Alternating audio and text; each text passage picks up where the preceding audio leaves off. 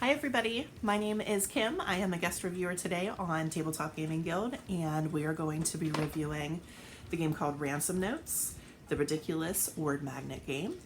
It is a game for 3 to 6 people. They recommend ages 17 and up, and the game itself takes 30 to 90 minutes to play. So let's go ahead, open it up, and see what we find inside.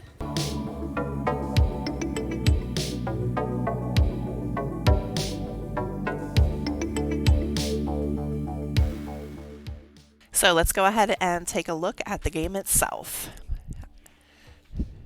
I do have the instructions out, which if you watch the unboxing video, you will see they are super short. And for your girl, she does not like super long directions, so this is a big plus for me. Everybody is going to get one of these little metal tile sets, and you see we've got up to 6 to play with. That's where you will create your answer to the prompt given. So all of the different cards, and as you can see there are so many that it's going to be hard for you to feel like you've already played through the game because there are so many of them. And then we've got our little box of tiles. They came all together and we have since punched them out. So in order to play the game, everybody's going to get, like I said, one of these little metal tiles. And then everyone gets, according to the directions, it says 2 to 3 pinches of the magnets. So we've just been sort of doing this.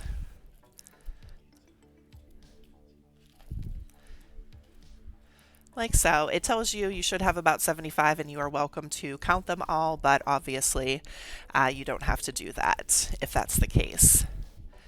So I'm going to go ahead and have my husband do his off camera so we can show you just how you create the couple different games, so to speak. And one of the things that I did want to highlight about the game is there are all sorts of words.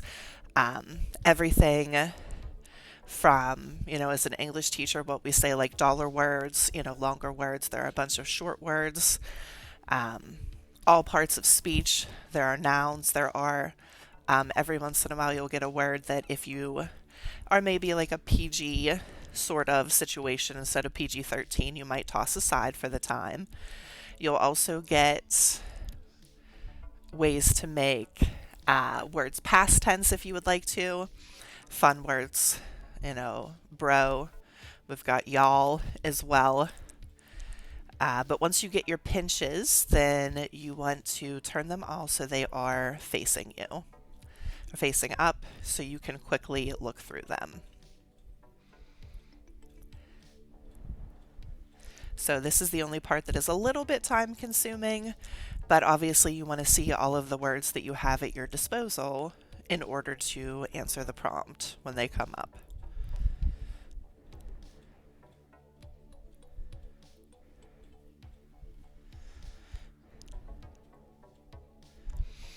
So for example, if I wanted to turn check into past tense, I could turn it into checked in that fashion. There are also S's in case you want to make a word plural, if you would like to. And then we also have our ly, so you can turn words into adverbs.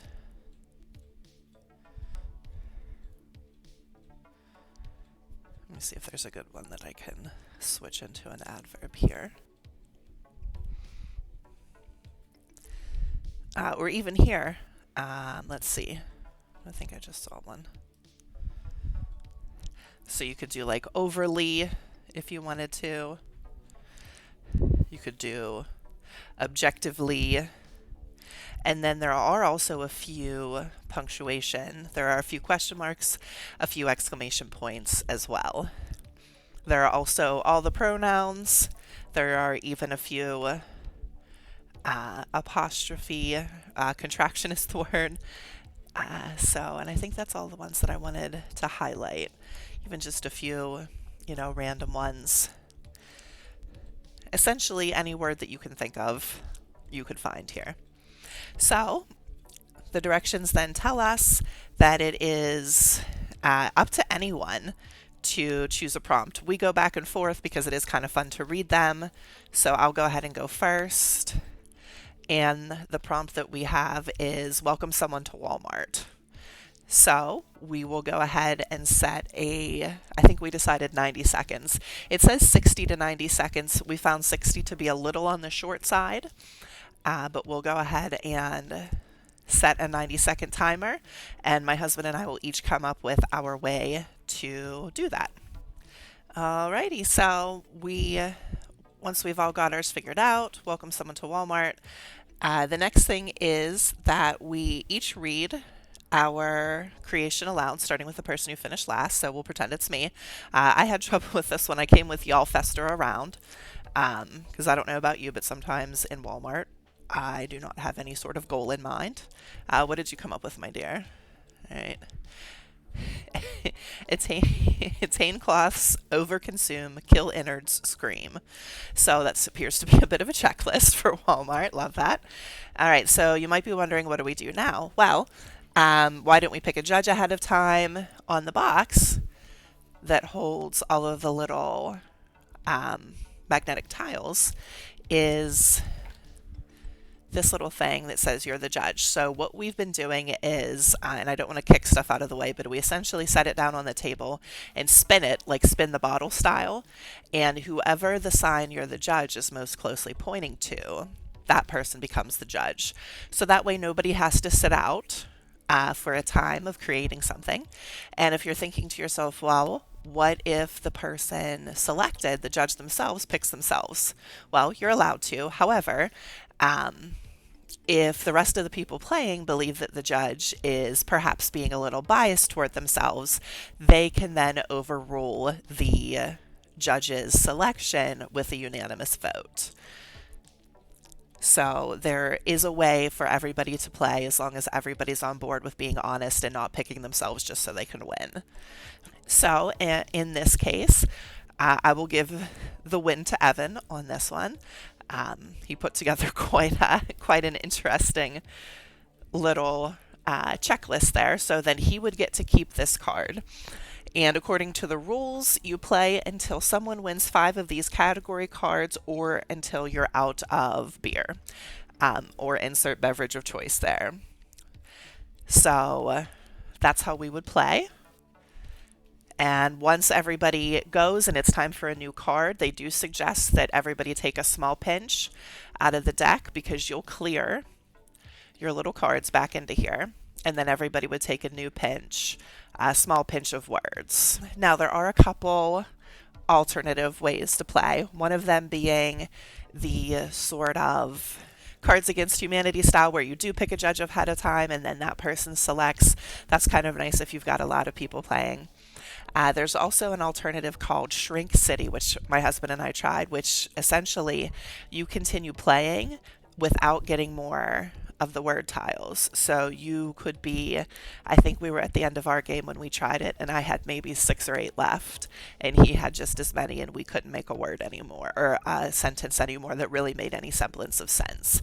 So that's a fun way to play as well.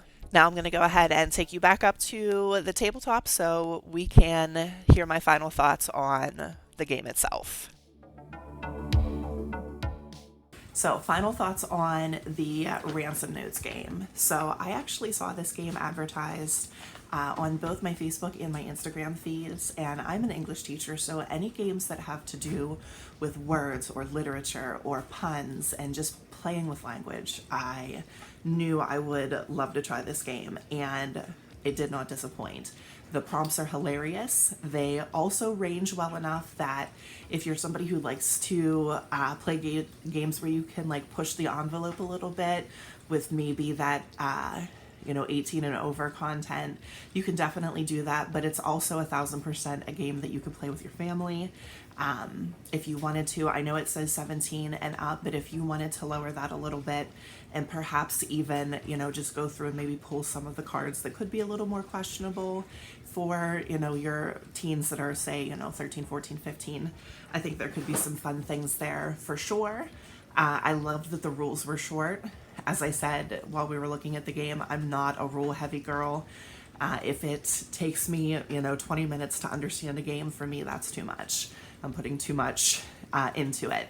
So I love that aspect. I love the range of words that there were. I loved the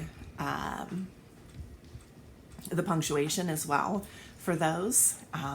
If I had one complaint, it would be a really small one, and it's just that it took a while to get the word tiles popped open, and some of them weren't cut quite through as well as they could have been.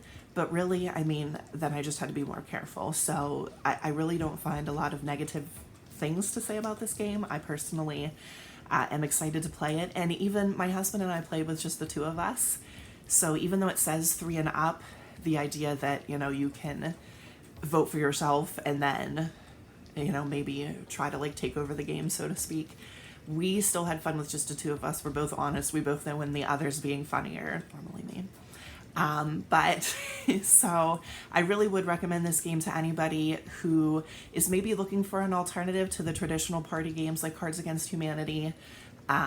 Like I said, you can play up to 6 people. You could probably even play in teams if you wanted to, with 2 people per board, if you had more than 6 people who wanted to play together. So this game definitely gets a full recommendation from me. It's small for those of you who don't have a lot of cupboard space left because you buy every game that comes onto the market. This is a game for you as well. So thank you so much, and I hope to see you. If you would like to comment below any games that have to do with words or with books or anything along those lines. And as always, if you would like to see more of our content, please like our video. Please subscribe to our channel, and everybody have a great day. And I hope to see you again soon.